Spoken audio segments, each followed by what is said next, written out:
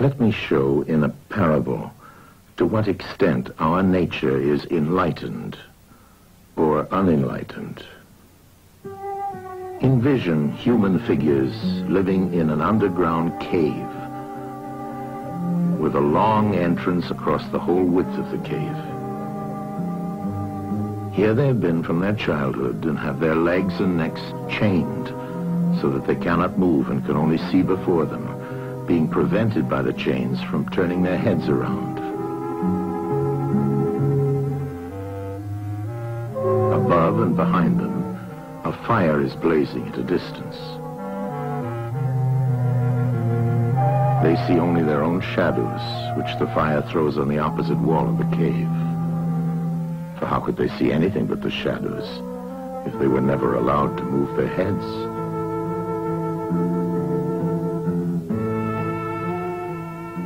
Between the fire and the prisoners, there is a raised way and a low wall built along the way like the screen which puppet players have in front of them, over which they show the puppets.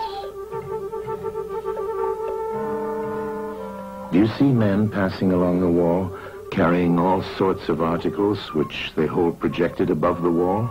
Statues of men and animals made of wood and stone and various materials? Of the objects which are being carried in like manner, they would only see the shadows.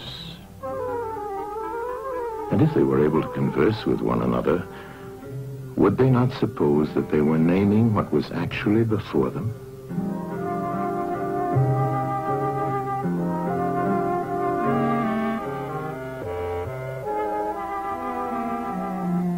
And suppose further that there was an echo which came from the wall.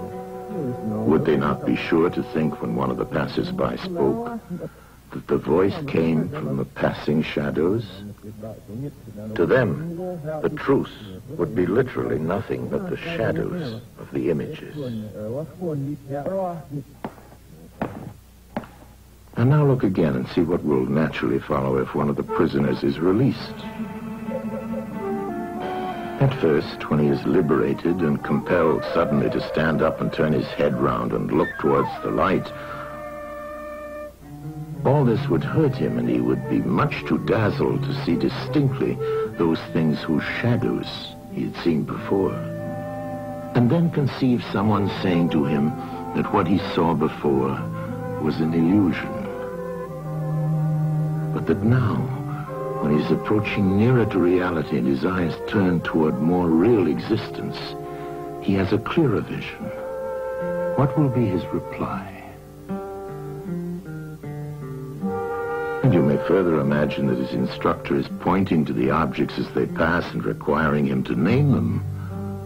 Will he not be perplexed? Will he not think that the shadows which he formerly saw are truer than the objects which are now shown to him?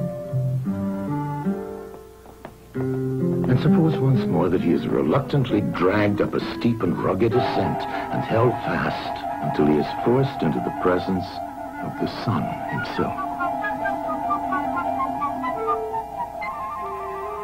When he approaches the light, his eyes will be dazzled, and he will not be able to see anything at all of what are now called realities. He will require to grow accustomed to the sight of the upper world.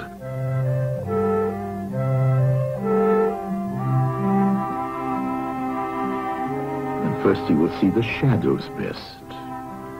Next, the reflections of objects in the water, and then the objects themselves. Then he will gaze upon the stars and the spangled heavens and the light of the moon. He will see the sky and the stars by night. Last of all, he will be able to see the sun, and not mere reflections of it in the water, but he will see the sun in its own proper place and not in another. And he will contemplate the sun as it is.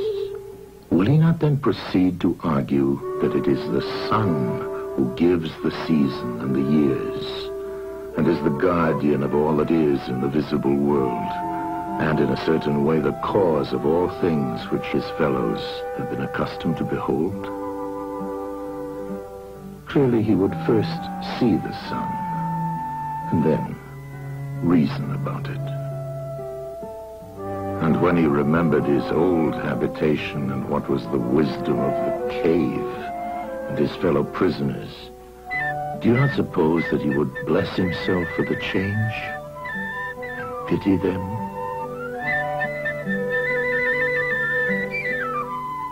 And if they were in the habit of conferring honors among themselves on those who were the quickest to observe the passing shadows, and to remark which of them went before and which followed after, and which were together and who were therefore best able to draw conclusions as to the future, do you think that he would care for such honors and glories, or envy the possessors of them? Would he not say with Homer, "Better to be the poor servant of a poor master, and to endure anything rather than think as they do and live after their manner"? Imagine once more such a one coming suddenly out of the sun to be replaced in his old situation. Would he not be certain to have his eyes full of darkness? And if there were a contest of measuring the shadows, and he had to compete with the prisoners who had never moved out of the den, while his sight was still weak, and before his eyes had become steady, wouldn't they all laugh at him and say he had spoiled his eyesight by going up there, that it was better not to even think of ascending?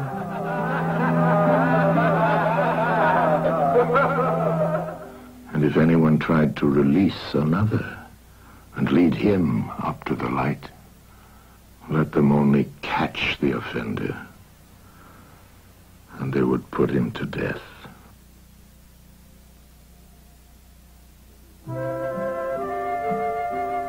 It is the task of the enlightened not only to ascend to learning and to see the good, but to be willing to descend again to those prisoners and to share their troubles and their honors, whether they are worth having or not. And this they must do, even with the prospect of death. They shall give of their help to one another, wherever each class is able to help the community.